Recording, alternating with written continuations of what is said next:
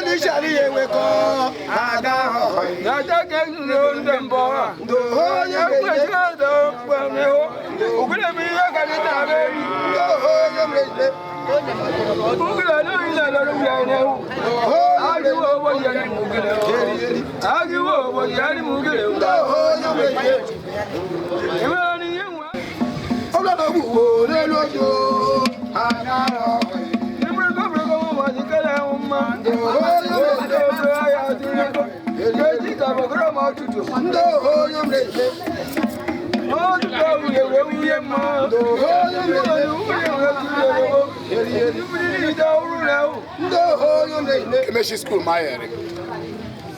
Oro the man of my university. Advice gije nyem. Akashikudu.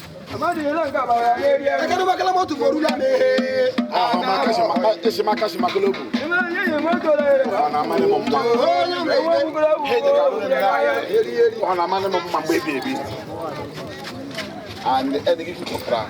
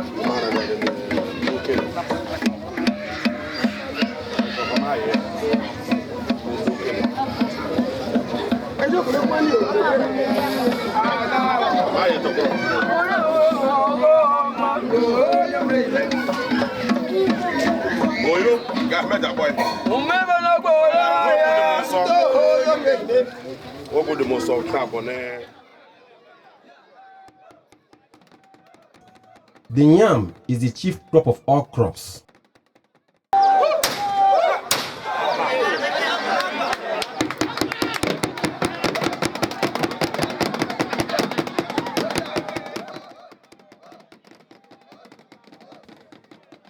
Therefore, every year, the Ikwerre people celebrate the New Yam Festival. The ceremony is all about fun and love.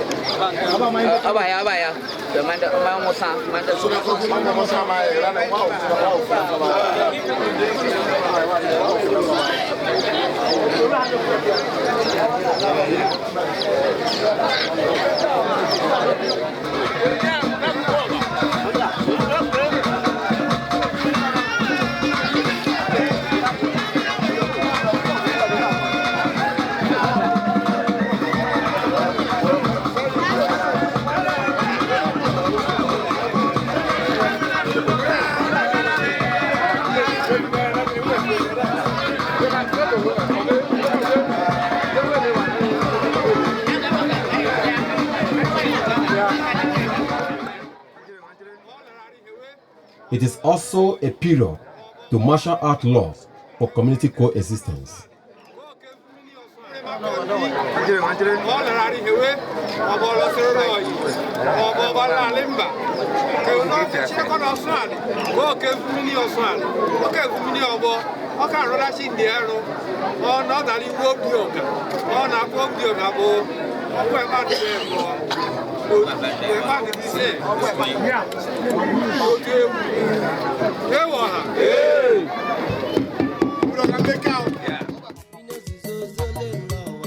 In the contemporary Nigeria, the Ikwerre ethnic nationality has not performed poorly. Contemporary Nigeria, Ikwerre has performed very wonderfully. If you take into account the achievements of some of Ikwerre's sons and daughters who have been assigned one national portfolio or the other, who have been given one national assignment or the other, you can see that these Ikwerre sons and daughters performed very creditably. and did not betray the trust vested in them in their service to the fatherland. For example, Emmanuel Agoma, who was a junior minister in the Second Republic, did very wonderfully and performed very marvelously. Late Dr. Obi Wali, who was a Senate minority leader in the Second Republic, was also a man of class and honor. As we are speaking right now, Right Honorable Rotimi Chibike Amechi, who is presently the governor of Rivers State and who also doubles as the chairman of Governors Forum of Nigeria, the young man is dynamic and is a performing governor. Barrister Ezebunwo Nyesowike, the Minister of State for Education, is one man that is taking Ikwerre's name far and wide. The young man is performing. Barely 1 year in office, he has been voted and awarded the best performing minister of state in Nigeria. He is an Ikwerre man. A person like Dr. Elechi Amadi, in the area of literature, I think he is one of the best in Africa. After the icon Chinua Achebe, the next person that follows him is Elechi Amadi, an Ikwerre man. You can see in the entertainment industry, people like Julius Sabo, Tonto Dike, Sky P, Duncan Mighty, Moisa Chinda are Ikwerre sons and daughters who are making Ikwerre people proud in their service to their different endeavor of life. You can see that these people are also doing very wonderfully. Before these people, let me take people somehow behind. You can take into account some of the achievements of Ikwerre sons and daughters who made Ikwerre proud before this time. For example, late John Emejiro Nwachukwu, Ohamak Aidimba, John Amadebe Nsiri, and other areas, Francis Okocha. These people were very, very wonderful. They did not at any time disappoint those who trusted them in making them serve the fatherland. The Ikwerre people are struggling very hard, have a new awareness, and want to manifest the fact that we exist, and in very competitive positions. By the grace of God, they have, in my view, been doing very well. If you take in academics, today we have more Ikwerre people in senior positions. If you go into other industries, they are also doing very well.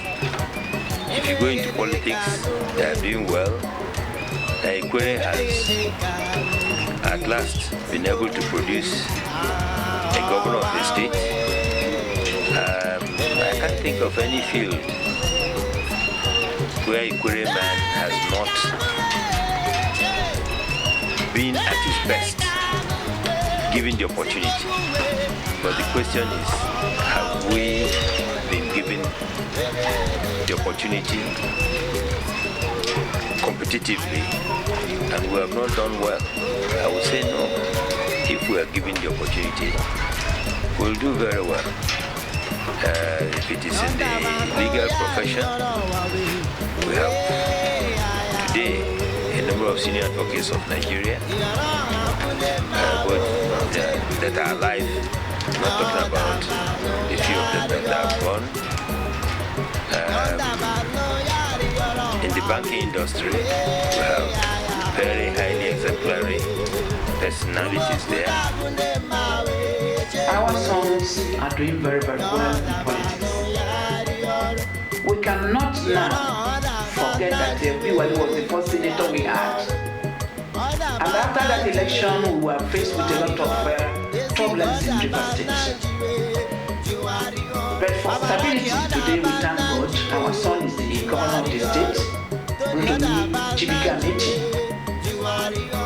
Well, we have minister now that is making waves with Chief Barrister Nyesuwike. Those are our children. I think they have held fought for their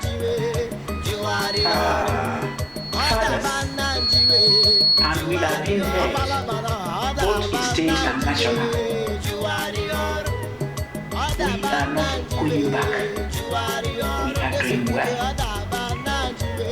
We only will ask them. You should remember too that one man had been the first Senate president, even if it's for one day. That is John Astamata. It's in the history. It's an Ikwerre song. Osmawara as the deputy speaker. Many of them that has held important posts one way or the other. Even Ikwerre, who was in the House of Rep, who had him, he made him put there.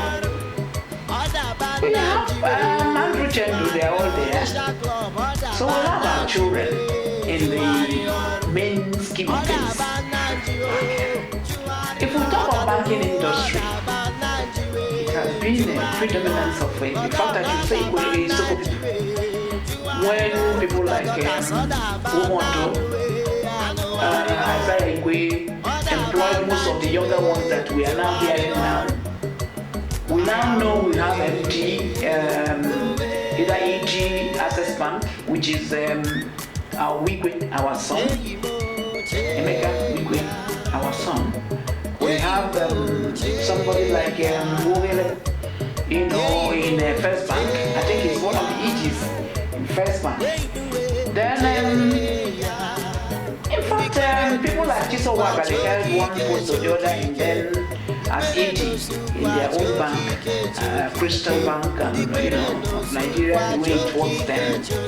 In all spheres of life, we are doing well. Then we can talk of entertainment. You remember Benjemuke. That is, if you are talking of entertainment, remember Gilo Gako. Yeah, remember Mighty, our son, who is the reigning musician now. We have a person like who was one of the early Ikwerre lawyers. You come into education, you have the late from Ishobo. I know he's one of those people that are into education, and so on. So as of today, we have Ikwerre people who are ministers, those are in politics. We have Ikwerre people who are VCs of universities, vice chancellors universities. So there's nothing as of today, I'll say Ikwerre is not. So we are comfortable.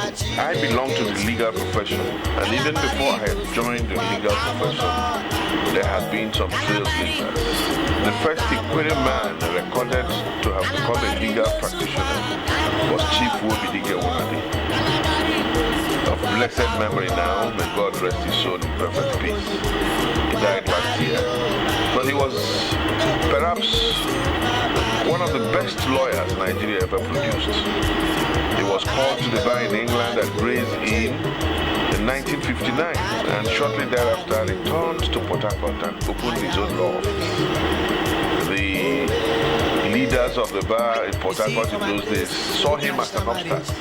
And shortly thereafter he went into politics and won an election into the Federal House of Representatives as an independent candidate, massively supported by the Ikwerre man and indeed other ethnic nationalities in the old Ahoda province, or Ahoda division.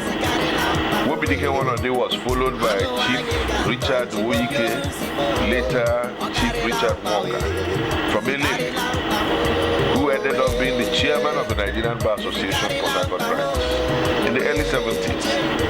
Then there was Justice V. Ohochukwu Maxwell. He was in fact the first Ikwerre man to become a judge. And there were many. And in the legal profession, as I say, we have excelled. We are perhaps the largest number in the Port Harcourt profession, the profession of the pen, the press. One of us from Bakari had been the national president of the of journalists. I think his name was Ndagene Aku, something like that. So the Ikwerre man has done well. In the Second Republic, if you remember, Chief Emmanuel Akuma of Olubu here was a minister of the Federal Republic. He has now, incidentally been succeeded as a minister, second Ikwerre man to be a minister, Chief Ezebunwan Wike, who was our chairman of the Obiakpo local government, is now Minister of State for Education in Nigeria. And just last year he won an award as the best performing Minister of State throughout the Federation of Nigeria. Go to the medical profession, we're also there. Some are professors of medicine, and in every other field of human endeavor, I think that the Ikwerre man in contemporary Nigeria has shown that he is indeed worthy of recognition, and we stand for it. I would like to also recall that in the political arena, Ikwerre people have also made their mark. I mentioned earlier Chief Emmanuel Akuma and Chief Ezebunwan Wike. But we remember that for so long, an Ikwerre man found it difficult to be governor of Rivers State. Right now, the sitting governor of Rivers State, doing his second term and doing it creditably well, is a young Ikwerre man from Ubima, Chief Rotimi Chibike Amechi. He has made his mark in Nigerian politics, and nobody can talk about Nigerian politics without talking about Chibike Rotimi Amechi. I call him Right Honorable because he started out as a member of the House of Assembly in Rivers State, became the Speaker of the House of Assembly, and ultimately became the Governor of Rivers State. Now, of the 36 states governors in Nigeria, he is the chairman of the Governors Forum. A very enviable position, and we have to thank God for that. Now go on to the political arena. Going into the political arena again, we remember the likes of Chief Sergeant Sia Use. We remember Chief Celestine Omenia, who in fact was the Ikwerre man who became governor in the year 2007. And shortly thereafter, when the political magic of law and politics was worked by the Supreme Court of Nigeria, Chibike Rotimi Amechi took over. So we have tried. We have also excelled in academics. We remember the likes of Professor Tontin Luka, who was at some point the President General of the Ikwerre Organization. Professor G.O.M. Tasie had been a Vice Chancellor, Chairman of Governing Council, and all that. In a serious academic institution, I think he was DVC, Deputy Vice Chancellor at the University of Jos, and later became Chairman of the Governing Council of the Rivers State University of Education. Professor Tontin Luka belonged to the Faculty of Education at the premier University of Nigeria, University of Ibadan. He made his mark. And right now, we can recall that the likes of Professor Simeon Achinehu was the first Ikwerre man to be Vice Chancellor of the Rivers State University of Science and Technology. And there are many literally worlds. We have also made our mark. When I went to secondary school here in Port Harcourt in the early 70s, the recommended texts for literature included two books. The one, Things Fall Apart by Chinua Achebe, and the other, The Concubine, written by Elechi Amadi, proud son of Alu Kingdom in Rivers State. Elechi Amadi has become one of the most famous writers to come from the south of Nigeria. Apart from being a novelist, he's also a playwright. And I remember participating in a play called Ishiburu, which was the, popular draw in the early 70s whenever we had our cultural festival. They called it Festival of Arts and Culture in Rivers State. And he wrote another book, The Great Ponds. And I remember vividly Agoturumbe Didibia, who was always called when things appeared impossible to solve in our traditional folklore. So we have them there too in the literary world. We have them in medicine. Professor Silimondoka, Professor Elichi, a world-renowned surgeon. He was a surgeon, a consulting surgeon in the US before he returned to Nigeria and joined the University of Port Harcourt Teaching Hospital. So I don't believe that there is any field of human endeavor that the Ikwerre man has not made a remarkable contribution. I thought I should mention Julius Agu, the famous comedian who graduated from the University of Port Harcourt with a degree in theatre arts and went on to become a world-famous entertainer. He is a popular draw any day, and he has this regular program every Christmas season called Crack Your Ribs. He has performed in England, he's performed in the United States of America. I also would like to remember Tonto Dike, a young rising star in the movie industry, who I understand is from Rumoputa, and so many of them. You know, as I said, I'm not a very popular fan of African magic, but I know that many of our sons and daughters are doing well in that industry, and we give them all the kudos. They are projecting not just the Ikwerre man, but the resilient spirit of the Ikwerre man to survive in the world environment.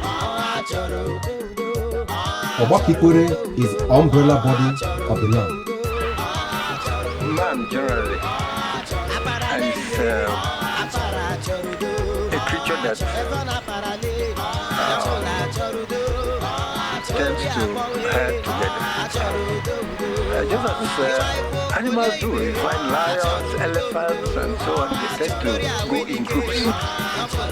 That's what we call the herd instinct. And so in man you find it too. Then of course you have the races and then the ethnic groups and so on.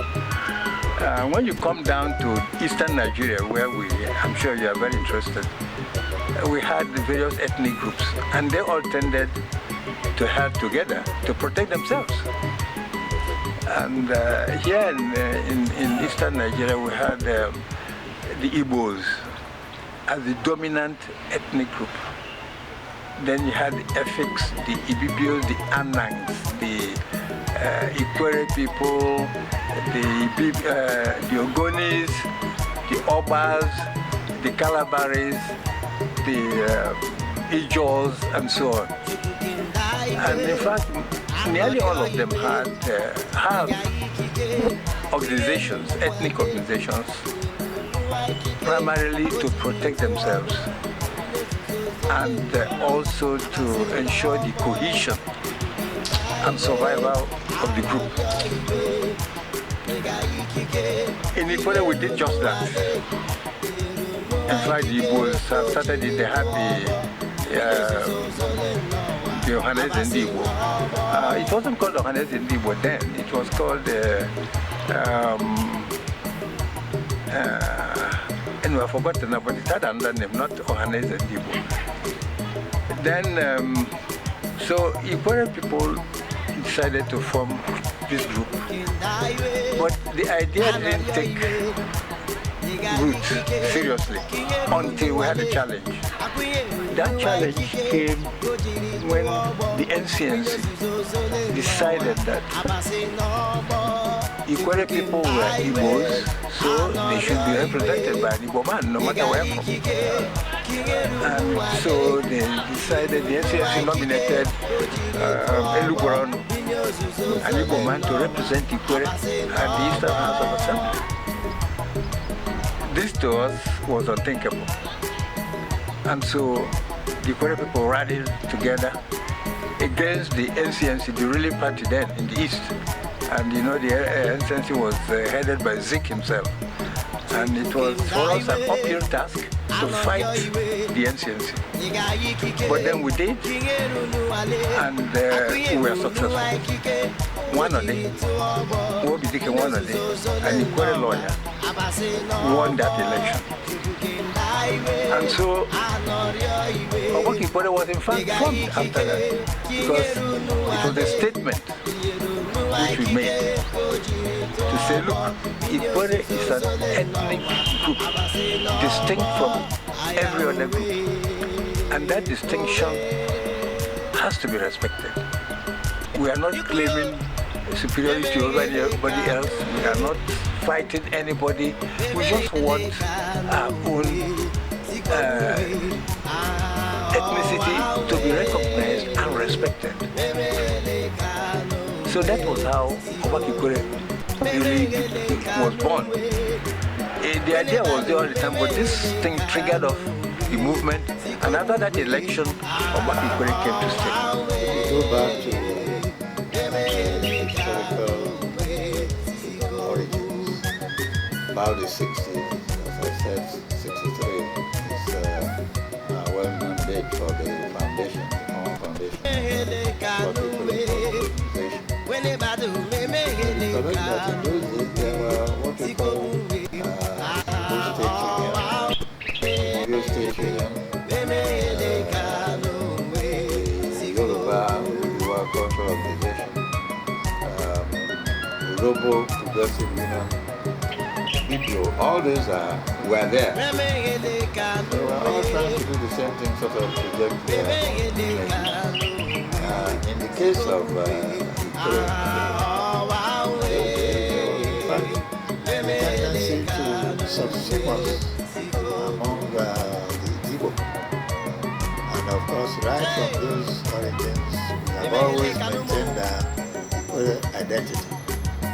And that made it more important that we should unite, know ourselves, enhance our cultural affinities, brotherhood, and from there, project the image of Ikwerre as a distinct ethnic nationality. As a little girl in those days, I was able to witness the movement of some of our elders in the struggle of Ikwerre emancipation. Our elders like S.O. Paul of let memory now, John Okochukwu,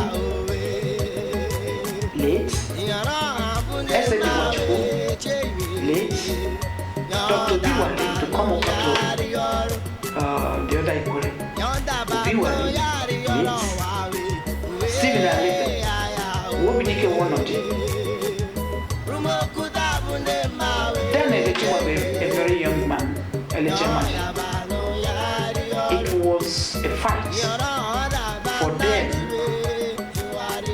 to fight for the existence of our people. When the Igbo dominance was at its highest do I say peak at the time.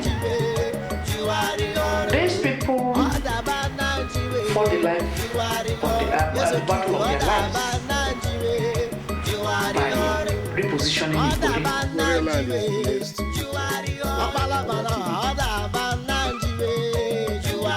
Abundance of food.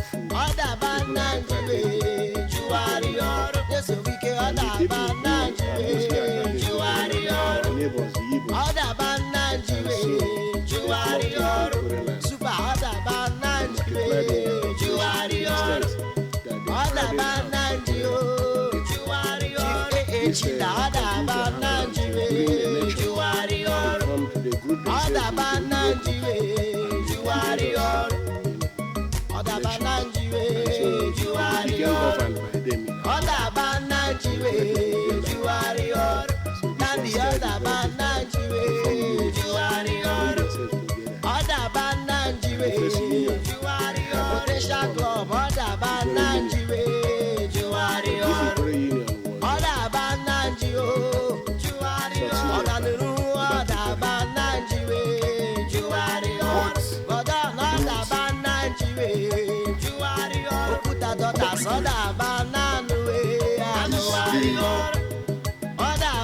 Clearing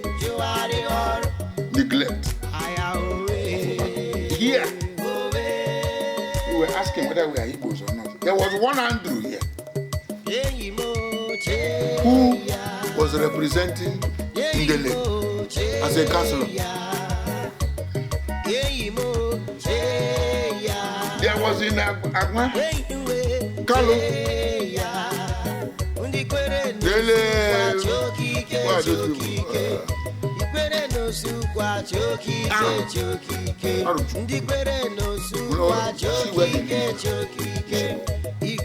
They were representing Ikwerre. And they carried this one to the national level. So if you go down to there, the indigenes are no longer recognized. Those people who came, who were with us, and who go to farm for us, who now come and say, county, house of people say, remember Mbodo? Mbodo is where? Where is Mbodo? People and non-indigens have taken over the administration of Ikwerre. Don't go through them. Now, to create Ikwerre consciousness, they say,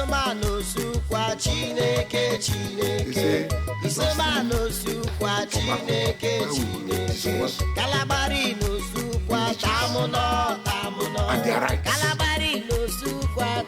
The now consciousness.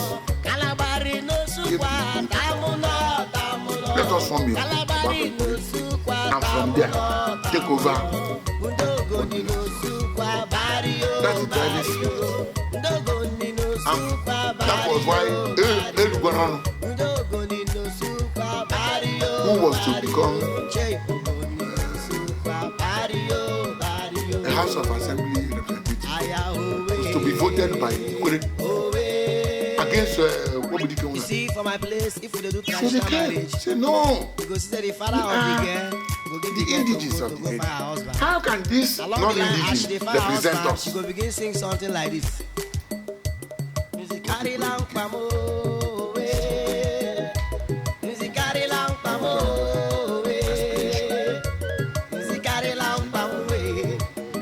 Anu wanye ganton chimo piorunzimo, okari lampawe.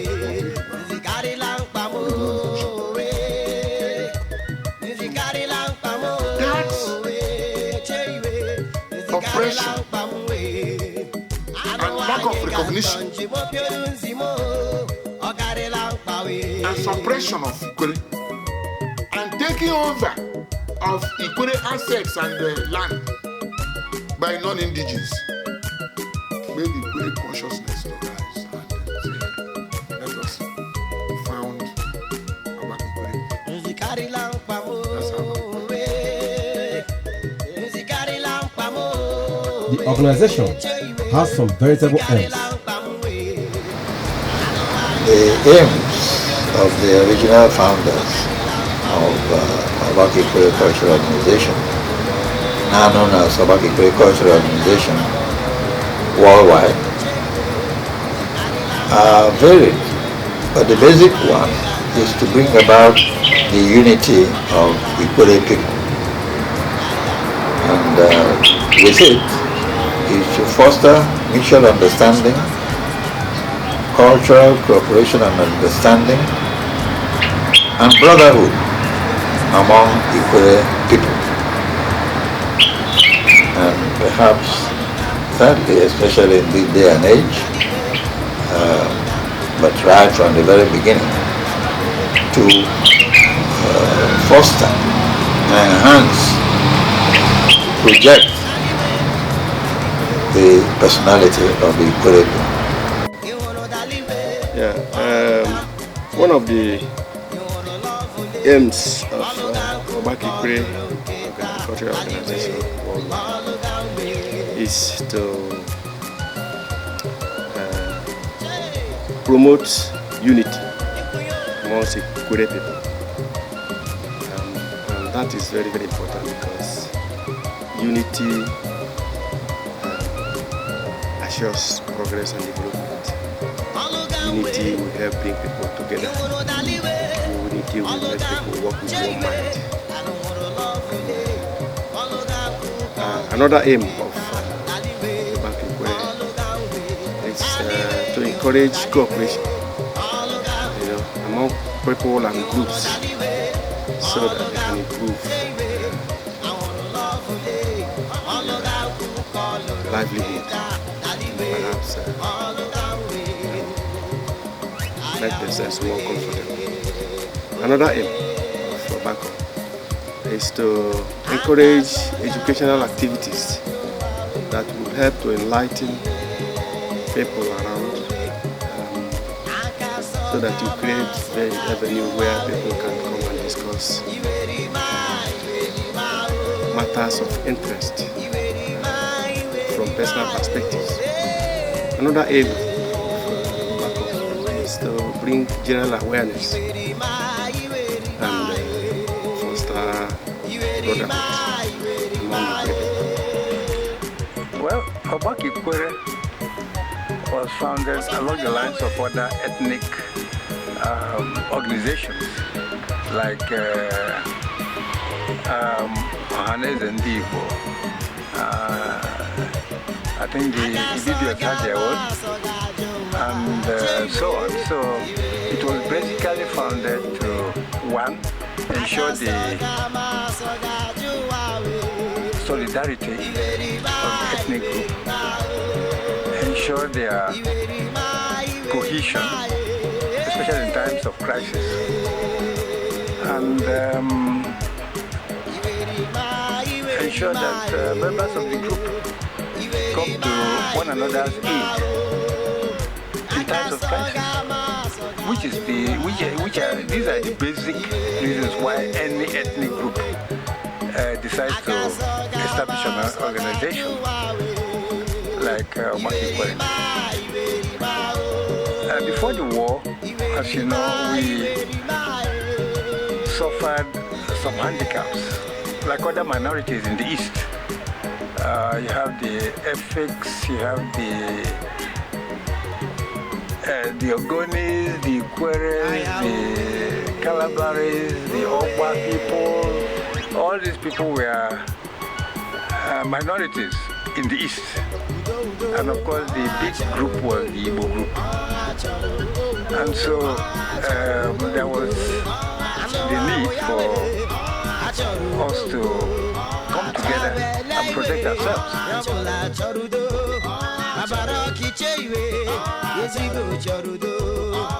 In politics, Ikwerre has assumed the position of Ikwerre leadership. The only organized platform that Ikwerre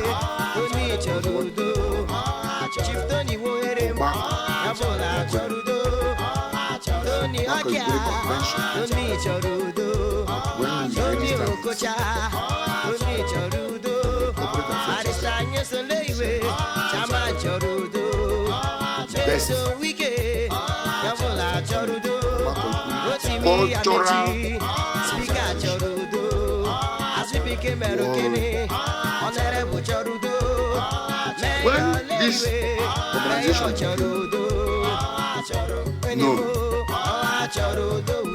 it assumed the position of the leadership in Ikwerre land.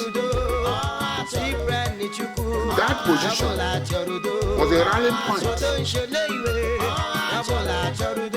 Our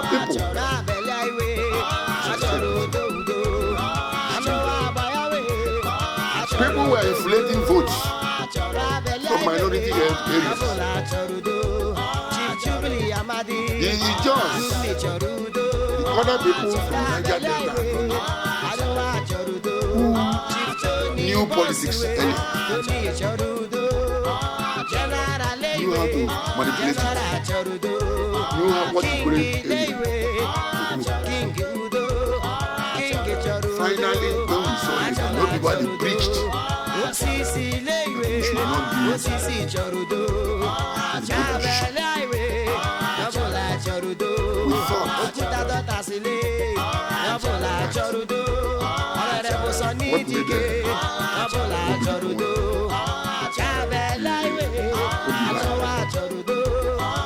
led on towards living I would say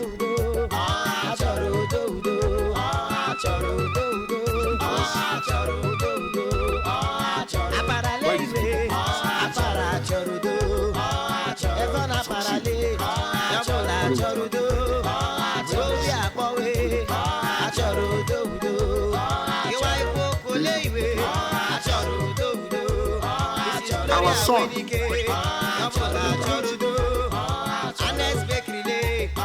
contested and failed for some sabotage in areas that were not easily accessible to electioneering staff, because whatever came from that area, since nobody would go and verify, that was where the vote was. But then we had the vote. Obako or Ikwerre had the vote. And Use came and voted on. Of course, Eric Castle had come. When Use now finally failed, we left opposition and joined the government. And that was Odele's government. We went, paid solidarity visit. Our politicians who were there,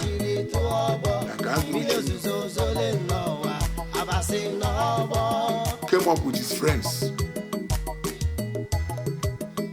and we were advised that we cannot play opposition, so we arranged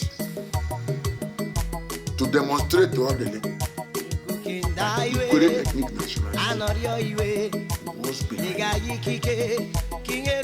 Gave him a reception, a resounding reception in the ancient city of Ishogo.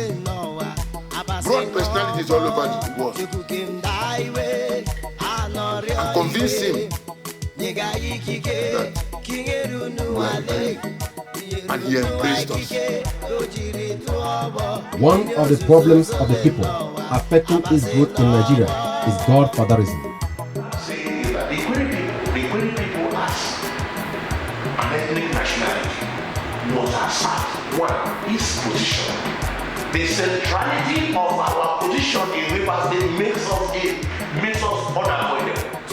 You can't avoid us. We're there. But what we have lost as a result of this centrality is the fact that our language disappeared because of the metropolitan nature of the state of the capital city state. And look, the way it is situated.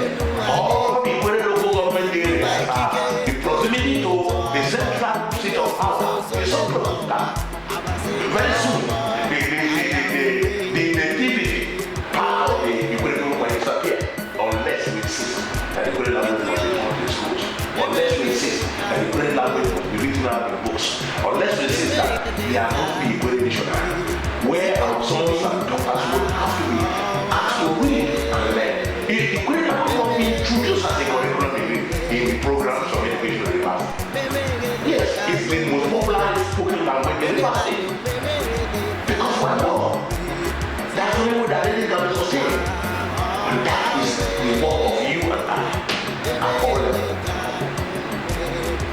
And I know that the sky is the limit for our people politically.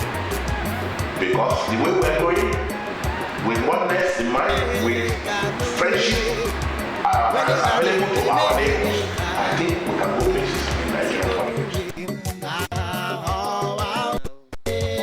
For the tribe to move forward, constructive advice is given. The traditional, authentic Ikwerre dances like Erebu, Oduma, Eriobo, wrestling, I don't see anything unchristian about it. I don't see anything uncivilized about it. It's a way of expressing one's culture. And their songs are used to express our thoughts, our thought system. And we should not kill them. But how to get our youths to like them? Because for them, the modern thing is the disco.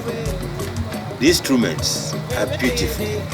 When somebody can combine drumming of 7 drums at a time, or chords, or use the thumb piano or bow to send messages or sing songs, they are beautiful. But how do we get them passed on to the younger generation to like them? And unless we consciously start doing that now, they'll be lost. And we'll only go to see them in the museum. One common thread that runs through all of us is the fact that we are conscious Ikwerre people.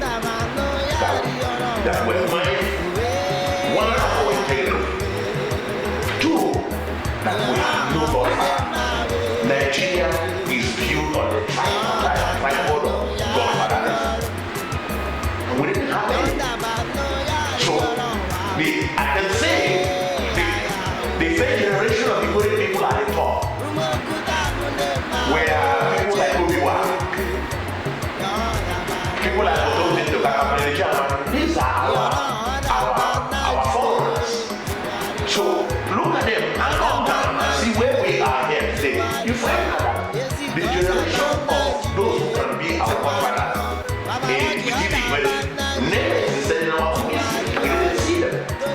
That is why we're careful about our performance. We're careful about our position. We're also careful to do what is right.